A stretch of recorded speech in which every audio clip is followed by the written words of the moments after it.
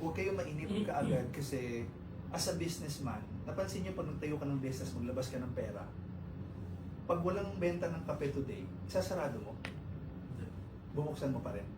Bubuksan mo pa rin. Eh what if the next day, wala pa rin customer, sasarado mo ba? Bubuksan mo pa rin yung gate? Okay. Bakit? Kasi, naglabas ka ng pera eh. Diba? Lugi ka. Ganon din dito. So, nag-business ka na. Estudyanteng negosyante ka na. Empleyadong negosyante ka na. So, you have to somehow put in your mind na negosyante ka. Ang isang negosyante kasi, naglalabas ng effort kahit wala pang balik. Baliktad. Kasi ang empleyado, walang kita. Pag walang bayad, hindi ako gagalaw. Sa business, baliktad. Okay? So, wala pa akong nakitang business na gagalaw lang ako pag may kita. Lahat ng alam kong business, mulihok sa amin bago na yung mabalik. Usahay, wala pa yung mabalik. Usahay, unya pa ang return.